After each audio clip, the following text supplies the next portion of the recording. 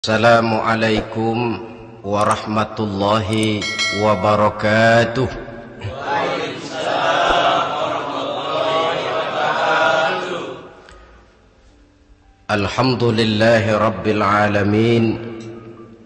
Wassalatu wassalamu ala ashrafil anbiya'i wal mursalin Sayyidina wa maulana Muhammadin wa ala alihi wa ashabihil mujahidin at-tahirin, amma ba'd. Saudara hadirin kaum muslimin rahimakumullah. Sebagai yang kita maklum bahwa Islam bertujuan memelihara kemuliaan manusia yang diciptakan fi ahsani takwim, dalam bentuk yang paling sempurna. Arak atau minuman keras jelas merupakan hal yang merusak dari berbagai aspek kehidupan, entah kesehatan tubuh, entah pertumbuhan akal, ketentraman rumah tangga, ketentraman masyarakat, bangsa dan negara. Cobalah sejenak kita adakan penyelidikan. Kalau masuk kita ke dalam penjara, melihat sel-sel di sana, berapa banyak yang mendekam di sel karena urusan minuman keras. Masuk kita ke rumah sakit, berapa banyak yang dirawat akibat minuman keras, akibat stres yang dialaminya. Berapa banyak rumah tangga berantakan, berapa banyak pembunuhan terjadi, pemerkosaan terjadi akibat daripada minuman keras ini. Yang paling ironi kalau dia sudah menyerang anak-anak muda kita. Padahal kita tahu remaja pemuda adalah bentuk miniatur daripada kehidupan suatu bangsa. Akan bagaimana warna Indonesia 20, 30, 40 tahun yang akan datang, remaja dan pemuda kita jawabannya. Bahkan dari segi agama pun, akan bagaimana warna Islam di Indonesia 20, 30 tahun yang akan datang, remaja itu pula jawabannya. Karena itu tidak terlalu berlebihan kalau saya berkata bahwa untuk menghancurkan Islam di Indonesia ini tidak perlu menghancurkan pondok pesantren, tidak perlu menutup masjid, melarang pengajian, menyegel musola, tidak perlu. Untuk menghancurkan Islam di Indonesia cukup dengan meracuni remaja, pemuda, pemudi Islam di Indonesia. Kalau mereka sudah diracuni, dijauhkan dari agamanya, masalahnya tinggal menunggu pergantian generasi. Maka yang jadi pilot proyek jelas remaja, pemuda, termasuk dengan menanamkan pengaruh minuman keras. Ditanamkan ke tengah remaja kita ini untuk jauh dari tuntunan agama. Hei pemuda-pemuda Islam, kalau kau mau jadi pemuda modern, jangan dekat-dekat ke masjid. Masjid khusus 60 tahun ke atas. Sepertinya di depan masjid itu ada papan pengumuman masjid khusus 60 tahun ke atas. Baca Quran kolot. Seiring dengan itu lalu modernisasi diartikan dengan westernisasi. Kau tidak akan bisa jadi pemuda modern sebelum semua yang datang dari barat kau telan mentah-mentah.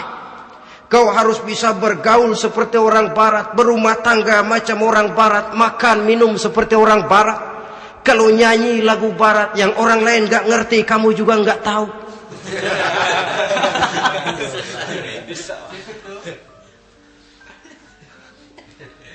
Anutlah itu free love yang pada gilirannya akan mengarah kepada free sex alias samenleven.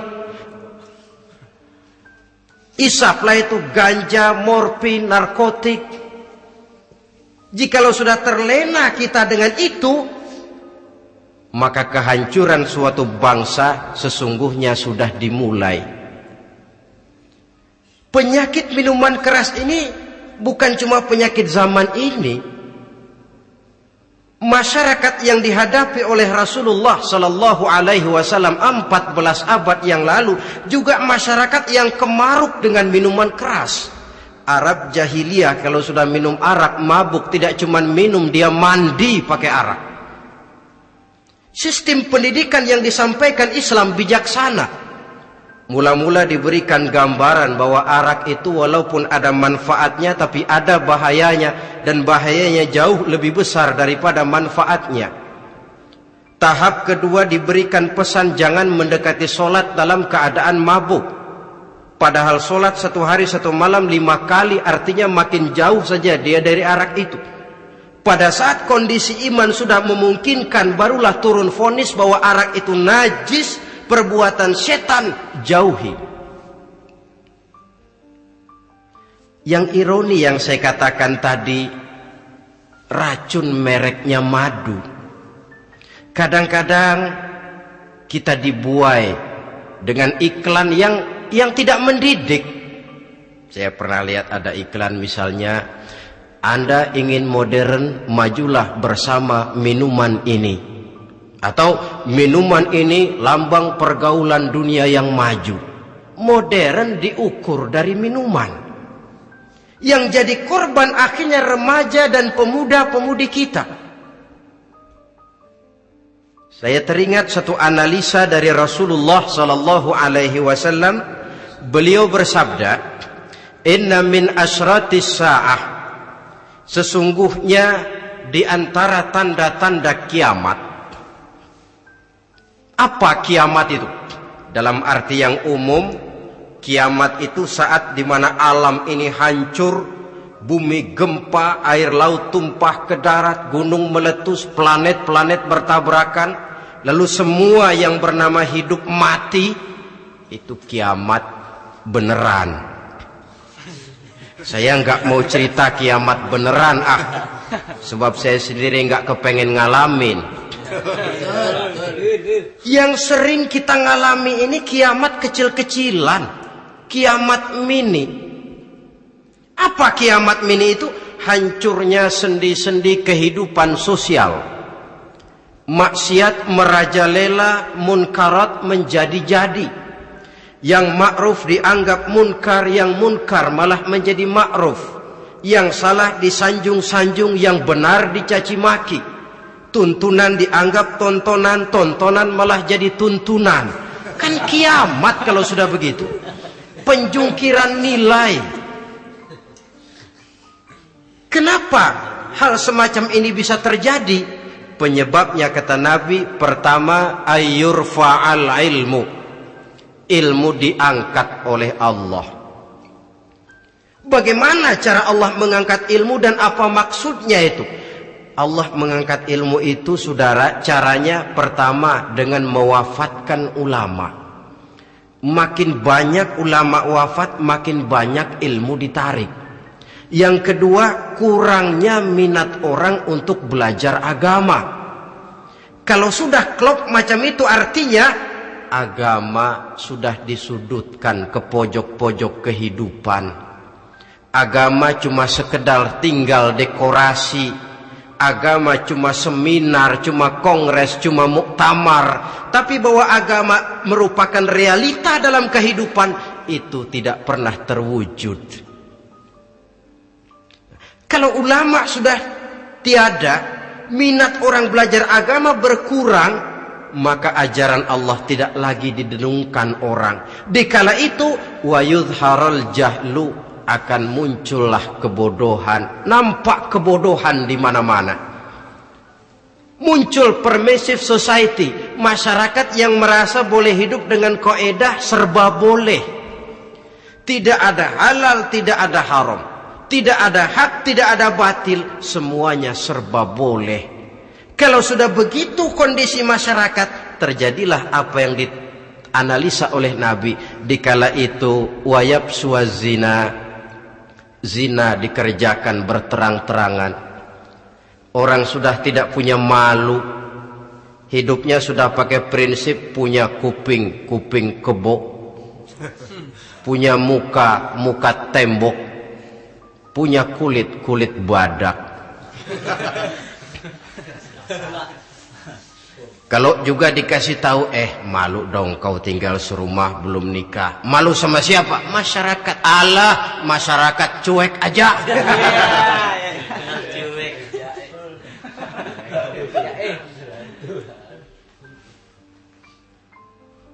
Bukankah realita kalau kita ikuti surat-surat kabar, berapa banyak sudah gadis-gadis bergelimpangan jadi korban, berapa banyak bayi-bayi yang lahir ke alam ini tanpa harus tahu kemana dia mesti manggil bapak, yang akhirnya mengalami keterakisan, dimasukkan ke dalam kantong plastik, dibuang ke tempat sampah. Kalau itu sudah terwujud, muncul efek negatif yang kedua, wa yushrabal khamr, arak, minuman keras jadi kebanggaan. Anak muda belum nyohor kalau belum bisa mabuk. Yang nggak mabuk dianggap kolot, kampungan loh. Bikin malu baru kena segelas aja udah miring, cengeng. Temen kita no hebat sampai nyungsep di got. Yang nyungsep hebat. Ya kalau cuma yang hancur kehidupan pribadi. Tapi kalau sudah menyangkut masa depan, yang berarti masa depan suatu generasi adalah merupakan masa depan daripada suatu bangsa. Begitu kerasnya Islam ini melarang minuman keras, sampai bukan cuma sekedar meminumnya saja yang diharamkan, tetapi juga dilarang mengimportnya, memproduksinya, membuka warung yang menjual minuman keras, atau bekerja di tempat penjualan minuman keras. Ada juga yang nyerempet-nyerempet, Pak, kalau sedikit kan nggak apa-apa, nggak mabuk ini. Nah, saya ingatkan hadis Nabi diriwayatkan oleh Imam Ahmad, Abu Daud dan Tirmizi. Nabi bersabda, "Ma askara katsiruhu faqaliluhu haramun." Apa yang banyaknya menyebabkan mabuk, sedikitnya pun tetap haram hukumnya. Memang barangkali mungkin ada manfaatnya, tetapi bahayanya jelas lebih besar ketimbang manfaat yang bisa timbul daripada jenis minuman keras itu sendiri.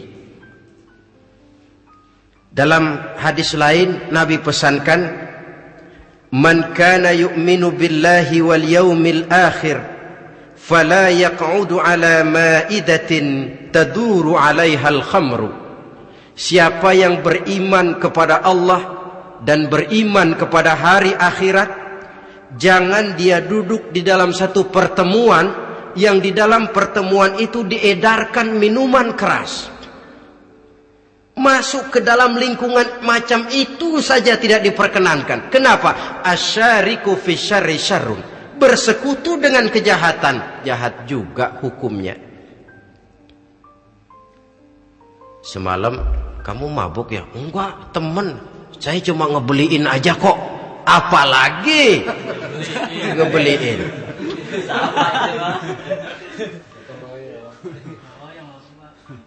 Sebab apa? Dalam keadaan mabuk, orang tidak lagi bisa berpikir secara logik. Daya kontrol hilang, artinya perbuatan sudah tidak terkontrol lagi. Yang pertama. Yang kedua, IQ tidak akan tumbuh dan berkembang secara normal seperti yang kita harapkan. Yang ketiga, harga diri akan runtuh, hancur di tengah masyarakat. Bayangkan kalau tengah malam kita digotong orang, diantar ke rumah kita. Dengan kondisi macam itu masih punya muka kita untuk tegak di tengah masyarakat. Masih punya harapan kita untuk tumbuh menjadi pemimpin, sementara orang terkenang, ini kan yang kemarin malam gua gotong, dia lagi mabuk. Harga diri, kepribadian. Jangan lupa saudara, kita hidup di tengah masyarakat.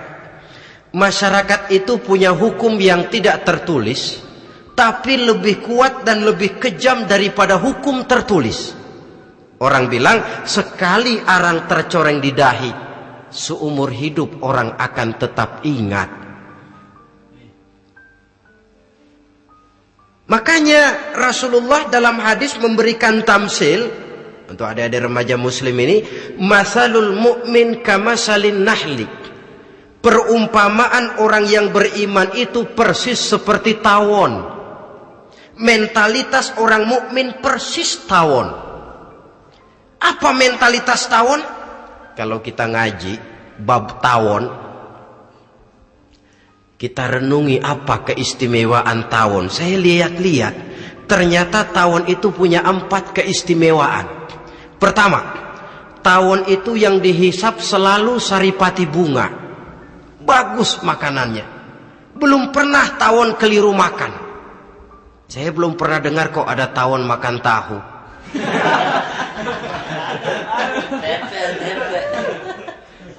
Yang dimakan selalu saripati bunga. Artinya apa? Orang mukmin perutnya itu perut selektif. Yang dimakan yang baik-baik, yang diminum yang baik-baik. Yang baik menurut agama itu adalah yang halal, thayyibat. Perutnya selektif, bukan perut asbak. Kalau asbak puntung apa saja masuk ke dalamnya. Tapi mukmin perutnya ini selektif. Daging kambing masuk, tahu masuk, kangkung masuk, kodok minggir, air kelapa minum, kopi minum. Tapi kalau sudah berbau minuman keras minggir. Sebab apa? Makanan dan minuman yang kita masukkan ke dalam perut besar ini akan digiling dalam perut besar, akan melahirkan energi, menggerakkan sel-sel pembuluh saraf. Kalau makanan dan minuman itu terdiri dari yang haram, energi yang ditimbulkan olehnya energi yang haram, mempengaruhi sel-sel pembuluh saraf. Orang akan cenderung berpikir yang haram kalau terlalu sering memakan makanan haram. Kalau sudah berpikir kepada yang haram, perbuatan pun akan mengarah kepada yang haram juga. Contoh kecil aja dah. Ada nggak maling mikirin majelis taklim? Karena yang dimakan lebih banyak yang haram, yang dipikir paling-paling nanti malam rumah siapa lagi nih ya? Sudah mengarah ke sana.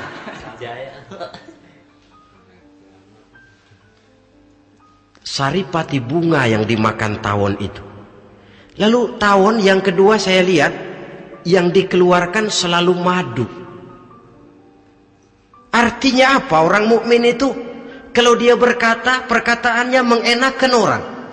Kalau dia berbuat, perbuatannya membawa manfaat bagi orang. Kalau kakinya melangkah tentu ke tempat yang ada gunanya. Yang dikeluarkan madu, bukan racun. Indah tawon itu. Yang ketiga, tawon saya lihat kemanapun dia hinggap tidak ada dahan patah. Artinya apa? Orang mukmin dimanapun dia tinggal, kemanapun dia pergi, pantang jadi biang kerok buat lingkungannya, pantang menimbulkan kerusuhan dan keonaran. Tidak ada cabang patah dimanapun tawon hinggap. Tapi juga yang keempat, saya lihat-lihat tawon itu jangan coba-coba diusik. Satu kali dia diusik, kemana orang lari? Nyilem masih ditungguin. Tawon.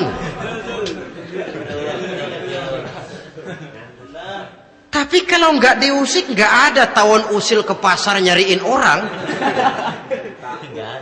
Ketika dia diusik, inilah saatnya saya harus mempertahankan kehormatan diri saya. Dia pun bangkit.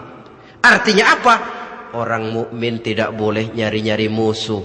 Tapi ketemu musuh tidak boleh lari. Musuh jangan dicari, bertemu pun jangan lari. Mentalitas orang mukmin seperti tawon. Yang dimakan baik, yang dikeluarkan baik. Kemana dia tinggal tidak menimbulkan keonaran buat masyarakat, tapi juga sanggup menjaga dan mempertahankan kehormatan dirinya. Kalau konteksnya dengan masalah yang sedang kita bicarakan, minuman keras, saya katakan tadi kita kadang-kadang salah pilih, tertipu oleh racun yang bermerek madu. Ada minuman empuk nyari yang keras, salah pilih. Ketahuan orang bikin pel buat anjing, manusia yang nelen. Akhirnya miring kayak anjing. Saudara, mari kita renungi An-Nisa ayat 140.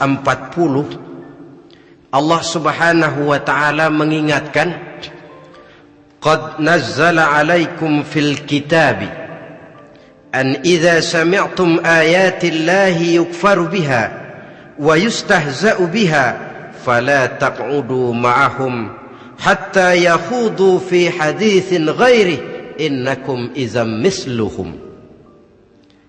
Sungguh, kata Allah, telah diturunkan kitab Al-Quran ini kepada kamu,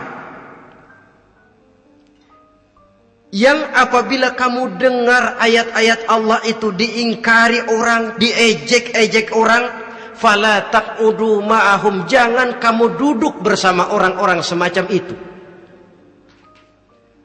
Bagaimana mengejek ayat-ayat Allah? Misalnya, tahu kalau minuman keras itu diharamkan, tapi masih minum juga, itu kan mengejek ayat namanya. Duduk di majelis semacam itu dilarang oleh Quran.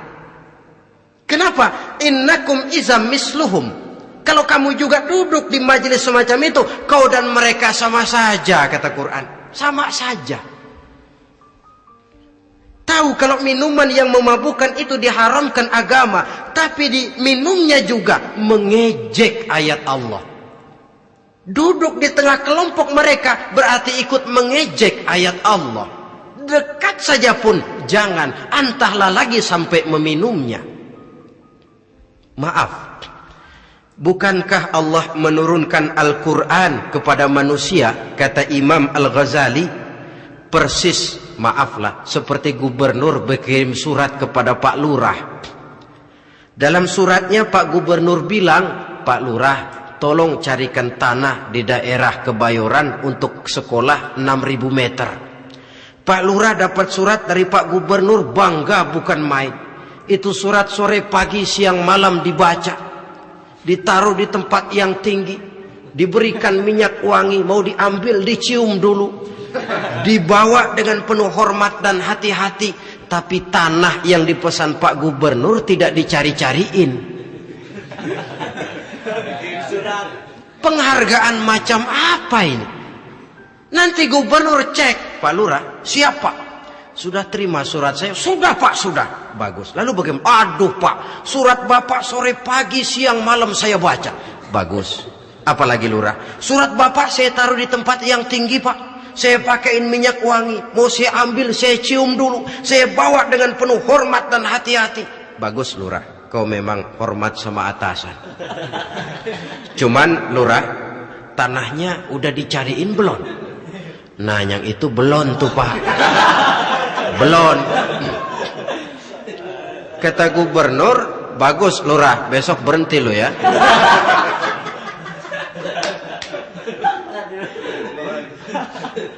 Membacanya memang penting, al-muta'abbad bitilawatihi, beribadah dari sebab membacanya. Tapi setelah kita baca, kita tahu isinya, what next? Mau apa kita dengan isinya itu? Jangan yang kita baca kita injak-injak. Itulah ironinya, bagaimana Quran itu mau membawa keberkahan dalam hidup ini. Kalau yang kita baca sering kita injak-injak. Dalam kehidupan kita baca ayat, wa ahallallahul bai'a wa harramar riba. Allah halalkan jual beli, Allah haramkan riba, tapi renten ditelan terus.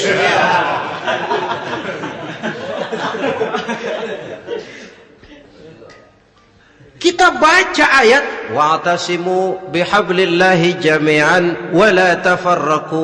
Berpegang teguhlah kamu kepada tali Allah, jangan bercerai-berai. Tapi sesama muslim pelotot-pelototan jalan terus.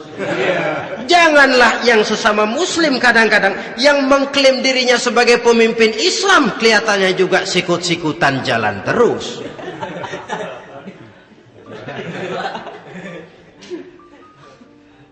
Sehingga tidak heran kalau orang bilang di bawah ngamalin ayat kursi sudah sampai di atas ayat hilang, tinggal kursi saja yang diamalin.